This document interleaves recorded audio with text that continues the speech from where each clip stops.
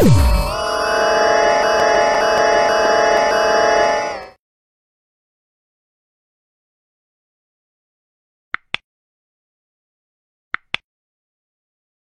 begini.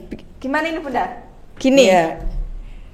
Kapat pada hari Minggu ku turut ayah ke kota, naik delman istimewa, ku duduk di muka, ku duduk di samping Pak Kusir yang sedang bekerja, mengendali kuda supaya baik jalannya. Hai, tuk tik tak tik tuk tik tak tik tuk tik tak tik tuk.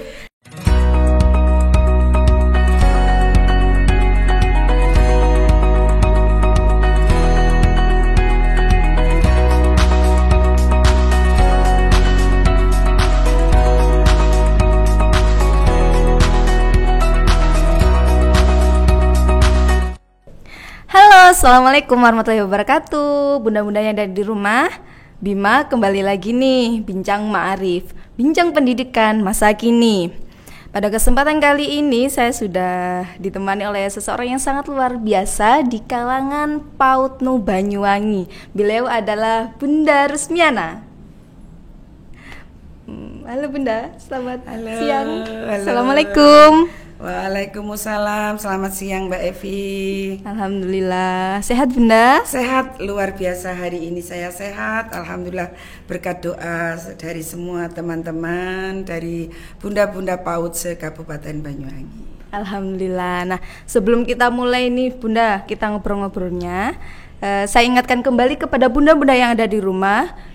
Acara ini didukung oleh BPJS Ketenagakerjaan dan juga Bank BTN. Jangan lupa tonton terus dan dukung program kami ini di LP Ma'arif Bangkit Channel. Jangan lupa subscribe, like, share, and comment ya. Gitu ya Bunda. Bunda Iya. sudah subscribe apa belum? Iya, udah siap banget ini. Siap banget ya Bunda ya.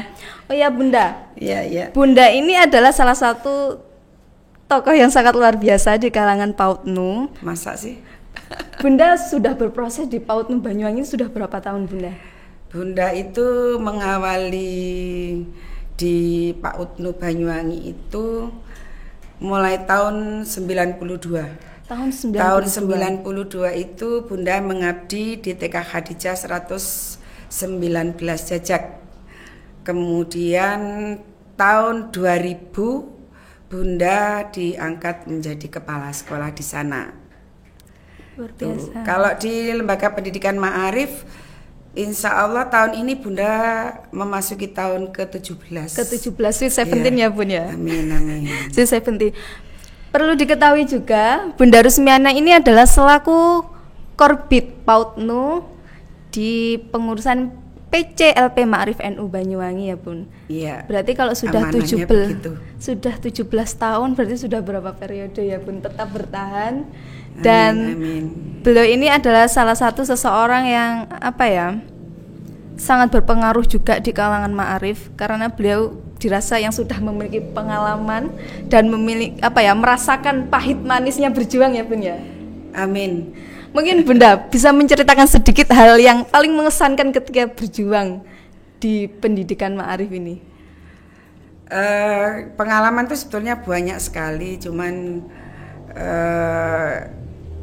kalau pertanyaannya manisnya ya banyak sekali, sebab Bunda kan concernnya di lembaga pendidikan anak usia dini. Jadi manisnya kalau kita sudah bertatap muka ketemu anak-anak, wah rasanya enak banget ya? Ketemu dengan anak-anak yang cantik-cantik, yang ganteng-ganteng, dan mereka semuanya punya potensi sendiri-sendiri, seneng banget itu. Bunda ngerasa awet muda nggak sih Bunda? Karena kan setiap hari harus ketemu dengan anak didik yang usianya notabene sekitar 4 hingga 6 tahun. Dan Bunda kan selalu ceria gitu Bunda.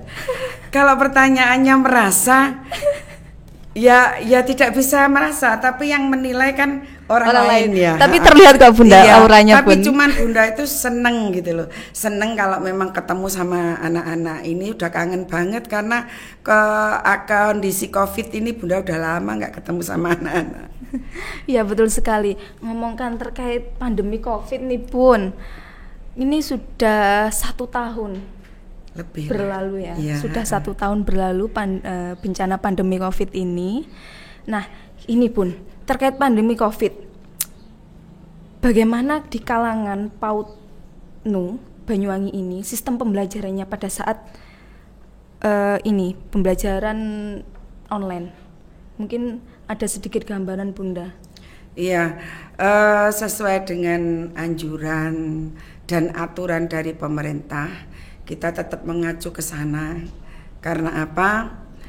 Karena yang namanya virus Covid ini memang tidak bisa kita buat main-main. Jadi kita di level grassroots selalu bekerja sama dengan Satgas COVID setempat. Kemudian kalau untuk pembelajaran ya tetap mengikuti anjuran dari pemerintah, yaitu belajar di rumah. Nah itu memang sistemnya banyak, ada yang daring, ada yang ruling dan lain sebagainya. Cuman kondisi lembaga kita PAUD Nu Banyuwangi itu kan tidak semuanya ada di perkotaan. Ya, ada juga yang di pedesaan, bahkan banyak yang di pedesaan. Nah kalau yang di pedesaan itu setelah beberapa waktu Bunda keliling ya rata-rata kondisinya kalau mau mengadakan daring itu kesulitan. Sebab banyak di kalangan wali murid kita itu HP atau gadgetnya itu bergantian.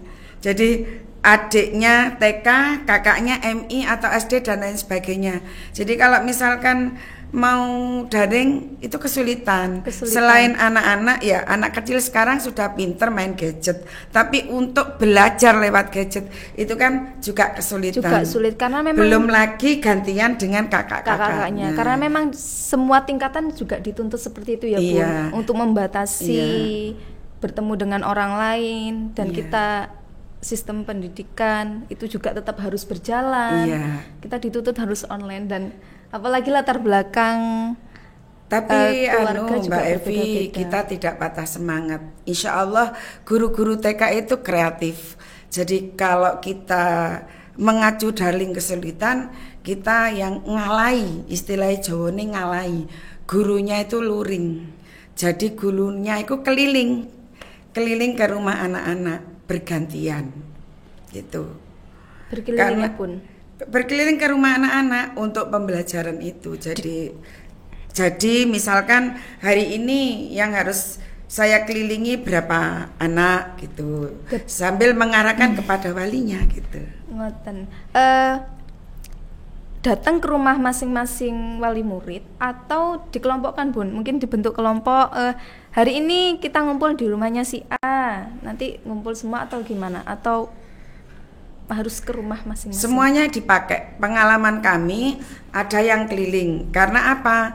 Kalau kita dengan sistem pemberian tugas itu banyak wali murid yang mengeluh, sehingga kita guru Bunda PAUD itu harus tahu kondisinya bagaimana di rumah itu. Karena yang kita kenalkan kepada anak-anak itu kan bukan apa ya, bukan IQ-nya, tapi lebih kepada pembiasaan diri. Bagaimana anak-anak mulai bangun tidur, kemudian sampai mandi, sudah mandirikah dan lain sebagainya. Itu kelilingnya seperti itu. Kemudian ada juga yang belajar di rumah guru maksudnya, itu bergantian.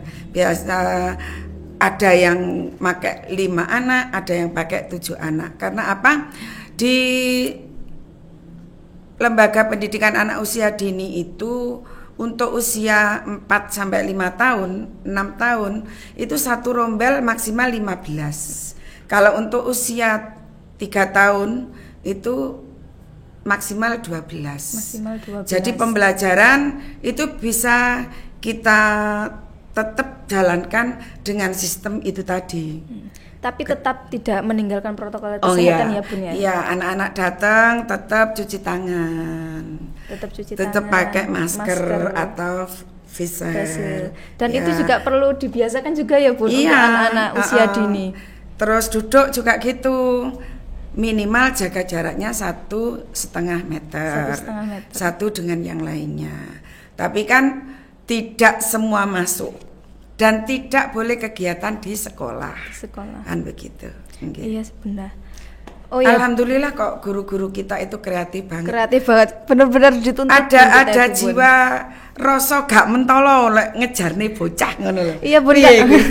Iya benar karena bapak ibu yang ada di rumah juga belum tentu merasa sanggup untuk mendidik anaknya ketika di rumah. Terkadang memang benar-benar wes pasrah kepada bapak ibu guru di sekolah. Lalu datanglah musim pandemi ini. Jadi bapak ibu yang ada di rumah, bunda-bunda yang ada di rumah dituntut harus mengawasi, mendampingi. Iya. Dan itu belum banyak yang ekonomi. Ini Bun. Iya. Banyak yang ini sambat Bun. Iya. Terkadang kan anak-anak kalau di rumah itu malah lebih manja kepada ibunya. Tapi kan itu bawaannya anak kecil ya punya tapi ya. Ya itu kalau menurut Bunda sih terserah tergantung pembiasaan di rumah bagaimana gitu. Nah dari sekian waktu hampir kurang lebih 1,5 tahun ya ini kira-kira banyak sih yang kita dapati karena kita sering berkomunikasi dengan wali, kemudian kita tahu anak ini begini itu. Artinya begini, konsep yang kita terapkan kepada anak-anak itu terutama untuk pembiasaannya itu bagaimana caranya bisa nyampe kepada wali. Nah itu kan kita harus kerjasama dan kita memberikan ke wali informasi yang namanya belajar di TK itu tidak hanya nulis, gambar dan lain sebagainya. Tidak hanya balistung. Calistung, tapi lebih dari itu. Mulai dari anak-anak bangun pagi itu berdoa. Tujuannya bersyukur kepada Yang Maha Kuasa. Kemudian bagaimana anak-anak bangun terus menata tempat tidurnya dan lain sebagainya. Lah itu kita kasih kertas yang isinya tentang hal-hal itu. Dan nanti kalau anaknya bisa melaksanakan sendiri di checklist. Di checklist itu ya Bun. Berarti gitu. Begini Bun, di PAUD itu ada 6 aspek perkembangan untuk PAUD. Yang pertama nilai agama dan moral, yang kedua fisik motorik, ketiga kognitif, keempat bahasa, yang kelima sosial emosional, dan yang terakhir seni. Mungkin Bunda ini yang lebih tahu ya. Apakah 6 aspek ini bisa tercakup semuanya dalam sistem daring ini dalam masa pandemi pun? Apakah berjalan dengan maksimal? Kalau idealnya kita inginnya berjalan dengan maksimal, tapi semuanya kita mengerti kan kondisi seperti ini. Sedangkan pertemuan kita dengan anak-anak durasinya semakin sempit gitu. Jadi ya secara otomatis kalau untuk idealnya harus memenuhi syarat itu ya saya terus terang saja memang tidak bisa seperti biasanya. Setidaknya kita semua sudah berusaha. Kami dari Bunda-Bunda PAUD sudah bergerak, sudah berinovasi dengan kreativitas masing-masing. Gitu. Supaya anak-anak itu tetap seneng, tetap ceria, wali murid tidak stres. Itu. Iya Bunda. Setelah 1 tahun berjalan, ini sudah mulai pembelajaran tatap muka nih Bunda. Apakah persiapan-persiapan yang dilakukan untuk seluruh lembaga-lembaga PAUD di Kabupaten Banyuwangi ini Bun? Iya, pertanyaan yang bagus sekali Mbak Evi. Untuk persiapan PTM itu ada beberapa hal yang harus menjadi persiapan kami. Beberapa hal yang harus kita siapkan itu kita kerjasamanya dengan Satgas COVID di masing-masing kecamatan. Yang terdiri dari unsur Pak Camat, kemudian kepolisian, kemudian Danramil, terus Satkorwil dan lain-lain. Nah, itu memang ada indikatornya, terutama tentang prokes, protokol kesehatan. Iya, prokes. Nah, itu setiap lembaga PAUD itu harus menyiapkan beberapa hal. Di antaranya masker atau face shield, terus kemudian hand sanitizer, terus kemudian sabun cuci tangan, kelengkapannya wastafel. Ya. Terus kemudian kamar mandi minimal harus 2 untuk siswa laki-laki sendiri, siswa perempuan sendiri. Kemudian kebersihan lingkungan di sekolah. Jadi anak-anak sebelum masuk sekolah itu harus disterilkan, disemprot jare wong desa. Itu. Kemudian anak-anak harus selalu dibiasakan cuci tangan sesering mungkin. Andaikan tidak cuci tangan sesering mungkin, di meja guru itu harus ada hand sanitizer. Itu. Terus di dalam kelas, di dalam ruangan, anak-anak itu jaraknya harus dijaga. Minimal berapa Bun kalau di kelas sekarang? 1 sampai 1,5 meter. 1 sampai 1,5 meter. 1,5 meter. Iya. Kalau dulu saya melihat kondisi gedungnya. Iya sih, kemudian anak-anak masuk itu pun tidak semua masuk. Ya. Ada yang membagi menjadi 30% sampai 50%. Contohnya begini. Kalau siswanya 15, satu guru 15, ya toh? Kalau itu dibagi 2, berarti setiap hari yang masuk sekitar 7 hingga sampai 8. Kalau itu dibagi 3 berarti 5 seperti itu. Jadi totalnya nanti satu sekolah itu yang masuk hanya anak yang terjadwal itu. Itu adalah beberapa indikator untuk memenuhi persyaratan persiapan PTM. Dan ini yang mengadakan adalah Satgas COVID di masing-masing kecamatan. Kalau lembaga itu oleh tim Satgas COVID itu dinyatakan lolos, maka dapat sertifikat. Setelah dapat sertifikat baru boleh melaksanakan PTM. Tapi diajukan dulu ke Dinas Pendidikan.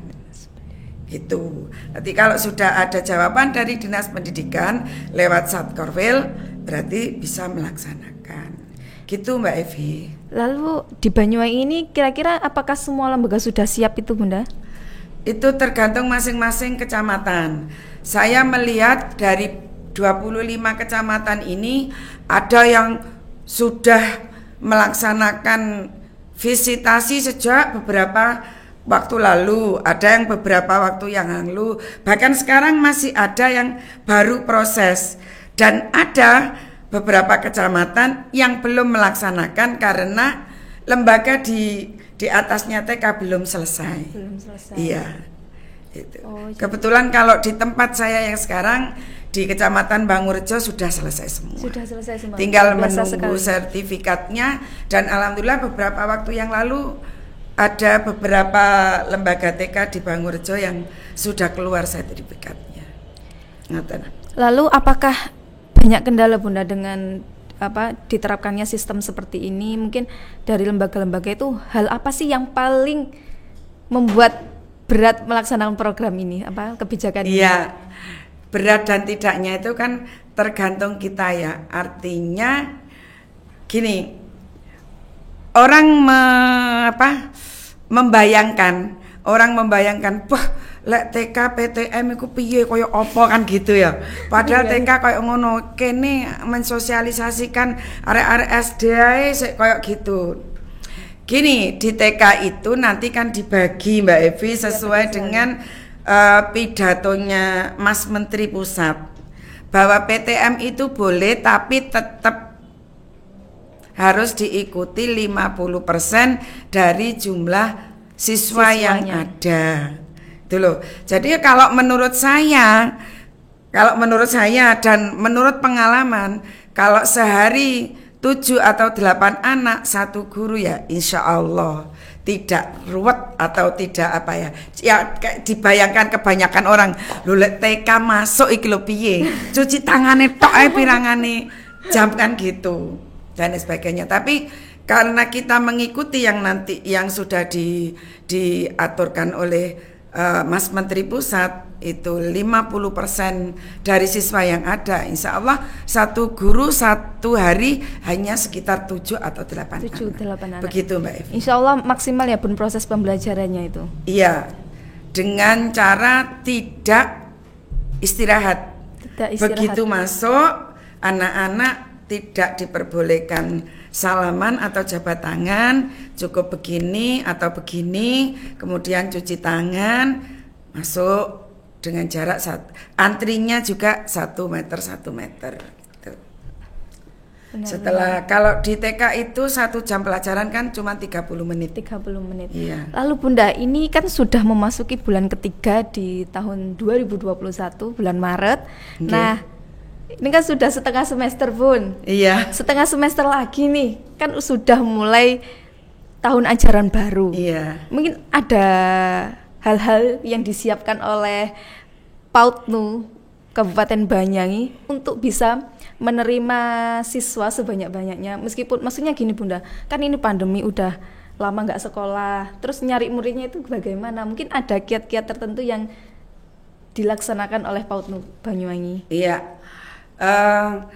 Kita bersama-sama teman-teman bertekad tetap dengan PAUDNU bersatu padu untuk maju. Lagi Bunda coba kayak lebih ada penekanan coba Bun. Kayaknya bagus ini Bun. PAUDNU bersatu padu untuk maju. Nah, teman-teman yang ada di level grassroots sudah siap dan sudah kita siapkan untuk bersama-sama piye carane awake dhewe saek-saek kaya anake wong NU ya tetep sekolah ning NU. Sebab nopo? Jelas akidahe, jelas manfaate, jelas barokah. Luar biasa sekali. Ya bunda-bunda yang ada di rumah, Pak jangan lupa sekolahkan anaknya di PAUDNU yang masih usia berapa Bun? 2, 3, 4, 5 tahun. Itu ya benar. 3, 4, 5 tahun. Sangat luar biasa sekali ya. Tidak terasa di penghujung waktu Bunda. Tapi begini Bunda, sebelum saya menutupi perbincangan kita pada sore hari ini, mungkin Bunda kangen mungkin menyanyikan satu lagu yang mengingatkan Bunda pada saat mengajar sama anak-anak Bunda. Waduh Mbak Evi ini. Saya pengen ikut nyanyi Bunda. Yo, Mbak Evi pernah naik becak enggak? Pernah Bunda, iya. masa kecil kan masih sama sering. Bunda yuk, tangannya begini. Gimana ini Bunda? Gini. Iya.